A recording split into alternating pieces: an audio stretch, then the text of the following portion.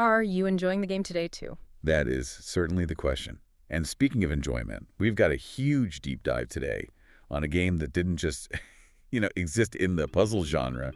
It pretty much built the throne the genre sits on. We are getting into the world of jelly blobs, super catchy music, and just pure panic. We're talking about Puyo Puyo. But specifically, the sequel. Right, the sequel. Now, I'm looking at the box art, and I see green blobs, a girl in armor, and a title that says Puyo Puyo Tsu. Huh. But I swear, when I was a kid on my bedroom floor, we just called this Puyo Puyo Tsu. Is Stu just a fancy way of saying two? Yes, and also no. And that's sort of the perfect introduction to the developer, Compile. They were famous for being, let's say, a little eccentric. Okay. So on the surface, yes. Tsu is just the English word two, written out in Japanese katakana. Simple. Simple enough. Second game. Puyo 1, Puyo 2. Done. But then you look at the actual Japanese character, the kanji they used, it doesn't mean two. It doesn't. What does it mean? It can mean traffic or communication. Traffic. In a puzzle game? Was there like a rush hour mode I totally missed? Think about it. The first game was a race. This one was all about sending garbage back and forth. It's traffic, it's communication between the players. Yeah. But wait, there's another layer? Of course there is. In Japanese, if you call someone a Tsu, you're calling them a connoisseur, an expert. Oh, I see. So it's a triple pun. It's Puyo Puyo 2, it's Puyo Puyo about communication, and it's Puyo Puyo for expert. Exactly. It's them signaling right on the box that this is a huge evolution. And just to keep things simple for this dive, we'll probably just call it Puyo 2 when we're talking about the series so we don't get lost. Good call. Though I do like the sound of Puyo Connoisseur. Sounds a lot better than a guy who plays puzzle games until 3 in the morning. It would look better on a business card for sure. Right. Now, to get why this game, which came out around 1994, is seen as this masterpiece, you have to remember it was the era of falling object puzzles. Right, like Tetris and columns. That was the whole world. But Puyo Puyo 2 did something different. It really focused on the home console experience. Yeah. It was in arcades, sure, September 94, but the legend was built on the Mega Drive, the Super Famicom, the Saturn, the PlayStation. That's where I remember it. I can still feel that Mega Drive D-pad on my thumb, but I do remember playing the arcade version once, and it felt, I don't know, a bit empty. You probably missed the man's eye. The what now? Like, Yeah. the comedy routine. Yes, exactly. Yeah. The Japanese stand-up style with a straight man and a funny man. In the arcade version, the story space on the boards was super limited, so they had to cut the man's eye demos, the little comedy bits between the stages. You just got, like, a text description. No, that's the best part. Arle making fun of the skeleton is half the reason to play. Precisely. But on the home consoles, especially the CD-based ones like the Saturn, they restored all of it. Full voice acting, the bickering, the jokes. It gave the whole thing so much charm. Charm is one word for Arle climbing a tower to fight weirdos, but I get it. And for listeners who might have played this in the West, it wasn't always called Puyo Puyo Tsu, was it? Correct. You might have seen it as Puyo Pop on the Neo Geo Pocket, or just flat out Puyo Puyo 2 on the Sega Genesis Mini or the Wii Virtual Console. Same core game, though. Okay, so let's get into the story.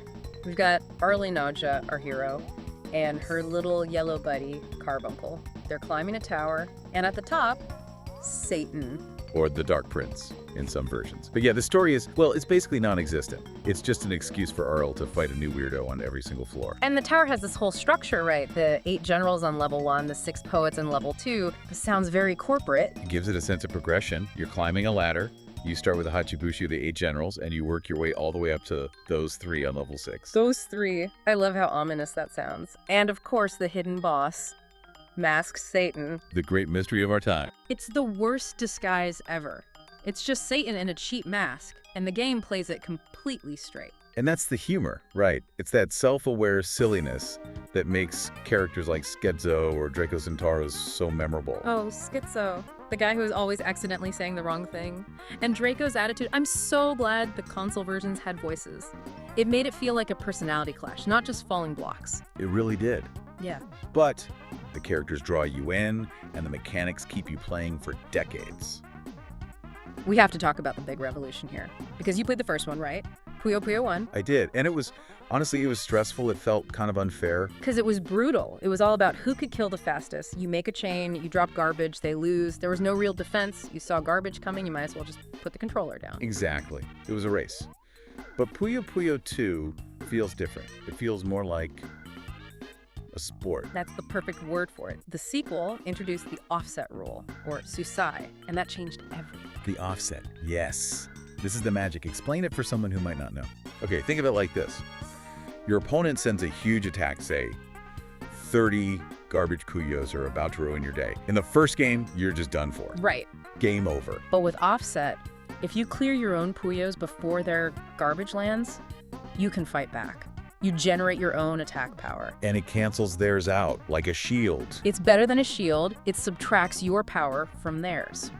And if your attack is stronger, you don't just block it, you send the leftovers right back at them. So it's a rally. It's like tennis. I hit the ball, you hit it back harder. Exactly. It became a rally. And this created this fascinating high-level strategy called GOAT. GOAT. Sounds like a chess move. It basically means the second move. See, in most games, you want to be the one to attack first. But in Puyo Puyo 2, because of offset, firing your big chain first is often a huge mistake. Wait, hold on. That makes no sense. If I have a giant chain ready, why wouldn't I use it? Because the moment you fire, your opponent sees exactly how big your attack is. Yeah. They have the second move. And while your chain is popping, which takes a few seconds, they could use that time to add just a little bit more to their chain. To make it bigger than mine. And they offset all your damage and send a killer counterattack right back when your board is completely empty. That's evil. So the whole game becomes a staring contest. It's a game of chicken. You're both building these massive, unstable towers, just daring the other person to blink first. It's psychological. That explains so much about why I always lose. I just get excited and want to see the colors pop. Discipline is key. Yeah. But they added other things too, not just offset. Lots of smaller quality of life improvements. Yeah, like all clear or Zenketsu. What does that do again? If you manage to clear your entire screen totally empty, the game gives you a massive damage bonus on your next attack. It's a reward for playing cleanly. And the quick turn? Oh my god. The quick turn is a lifesaver. I remember getting stuck at the top in the first game, just unable to rotate. A vital addition. In a tight, one-block-wide space, you can still flip your Puyos. It feels like breaking the laws of physics. It's the best. And you can see 2 pieces ahead now, the next 2 thing. Which is huge for strategy. You're not just reacting anymore, you're planning. You can see a pair of reds is coming in 2 turns, so you can set up a space for them right now. It's what separates the pros from the... Or for me. I also remember weird Puyos showing up, like rocks. Hard Puyo or Kata Puyo, those are nasty. Normal garbage disappears if you clear blocks next to it once. Hard Puyos need 2 clears. They're so stubborn. They are. And there were point Puyos too that gave extra damage, just little things to mix it up. Speaking of mixing it up, the multiplayer, for me, Puyo Puyo 2 will always be 4-player chaos on the Super Famicom. And that's where the console versions really shined. The arcades had that brand new system, an intruder system. Like in a fighting game, here comes a new challenger. Exactly like that. But at home, the big deal was Minute Puyo Puyo mode. Everyone Puyo Puyo. Yes. The multi-tap.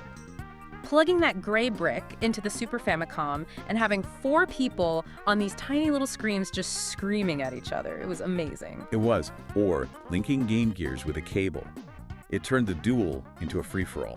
It's such a core memory for so many people. So with all the stuff, the characters, the offset, the multiplayer, it sounds like the perfect game, is it? It is widely considered the masterpiece of the series, the competitive puzzle game, perfected. Yeah. But no game is flawless. Ah, there it is. Well, but. Well, for one, visually, it's almost identical to Puyo Puyo 1. It's a little plain. Later games like Puyo Puyo Sun had all these dynamic backgrounds and effects. This one is pretty static. That's fair. It's very functional, but I'm looking at your notes here and I see a section called the extension problem. What is that? A bug. It's less a bug and more of a just truly baffling design choice in this single-player mode. Remember the 8 generals on the first floor? Sure, the skeleton, the harpy, all them. Okay, so the developers hid secret characters on that floor. But to fight them, you have to meet a very specific condition with your score. Right, so you have to play really well, get a high score, something like that. That would make sense, wouldn't it? No. To move to the next floor, you have to hit a certain score. If you hit that score, you leave immediately. The secret characters only appear if you clear the stage without hitting the score quota. Wait, what? So, if I'm playing well and racking up points, I skip the secret content. You skip the content. The score limit was so low that any decent player would blow past it and never even know those characters existed. To see them, you have to intentionally play badly, You have to make smaller chains to keep your score down. That is the most ridiculous, backwards game design I have ever heard in my life. Congratulations on being good. Your reward is you get less game. It's a complete paradox. But it's also part of that weird charm, right? It's a masterpiece, held together with some very strange decisions. Speaking of strange, the ending. There's a big difference between the arcade and console versions, and it involves a honeymoon. Oh, this is a classic. So you beat the arcade version, you beat Satan. Right. And then, with no explanation, the tower you're on just ignites. It ignites. Then launches into space like a rocket. Then it explodes. The end. What? Why? For knows. In the arcade, that was it. Just, tower's a rocket now. Bye. The console versions, thankfully, added cutscenes that explained Satan had rigged the tower to be his honeymoon spaceship to take with Arle. Of course he did. That seems on brand for him. And it malfunctions. But can you imagine being an arcade player just staring at the screen, totally confused about why the battlefield just went into orbit? That is hilarious. I love that the story was basically a patch they had to add later. Oh, by the way, that random explosion, honeymoon. It's all part of the legacy. And despite the rocket towers and bizarre design choices, the gameplay legacy is untouchable. It really is. I mean, when I play Puyo Puyo Tetris or Puyo Puyo Esports today, the Puyo side of it is just the Puyo Puyo 2 rules, isn't it? Pretty much. That rule set became the classic mode, the standard mode. The mechanics defined in 1994 are still the gold standard that everything else is built on. It's timeless. Now, I know you have some weird trivia for me, something about a typo. Yes, the famous 11 mistake. In the arcade intro, the text introduces the bosses on the first floor. It says that adding Trio the Banshee brings the group to 11 members. Okay, so there's 8 generals plus a trio. 8 plus 3 is 11. What's wrong? The problem is that Trio the Banshee is treated as a single enemy unit in the game's progression. Even if you count them individually, the math with the other members doesn't quite add up to the stage list. The game's text says 11, but there are only 10 actual encounters. So, they just couldn't count. It's a famous little error that fans love. Maybe one was hiding. Masked Satan was just, hanging out in the background, making it 11. Probably not, but my favorite pizza trivia is about the voice acting. Right, the man's eye demos. So on the PC Engine version, they hired top-tier professional voice actors. We're talking the voice of Sailor Moon playing Arle. A-list talent. Wow. But for the Sega Saturn and PlayStation versions, they just used Compile employees. You're kidding. Like the programmers and office staff? Yep, they just got them in the booth. And honestly, Okay. it gives the game this really raw, chaotic energy. It doesn't sound super polished, it just sounds like people are having a blast. That explains so much. That one English line everyone remembers. Brain damned. Brain damned. Not brain damage, but damn. Exactly. It's weird, it's English, it's iconic. It's the spirit of Compile in one soundbite. They were just having fun. That's incredible. Yeah. So when you step back and look at it, Puyo Puyo Tsu, it's been, 30 years? But the mechanics, the offset, the mind games, it doesn't feel like it's aged at all. Mechanically, it's perfect. Yeah. The graphics are simple, sure, but the engine underneath is flawless. For an entire generation of console players, this was it. This was the definitive puzzle experience. It's one of those games, you pick it up for 5 minutes and suddenly it's 5 hours later. Just one more match. And that's the sign of a true classic. So what does that leave us with? I think it raises a pretty interesting question about game design. We're always looking for what's next, the new graphics, the new gimmicks. But maybe perfection was already achieved way back in 1994. It's like chess. You don't need to release chess 2. Exactly. So I want you to think about this. Have modern puzzle games actually gotten better than Puyo Puyo 2? Or have we just spent 30 years adding shinier lights to a formula that was already perfect? That's a deep thought. Maybe we're all just still trying to climb that same tower from 1994. Maybe we're. Well, whether you're a connoisseur or just a casual fan, thanks for diving in with us. It was my pleasure. Will the game be fun tomorrow too? Have a nice game.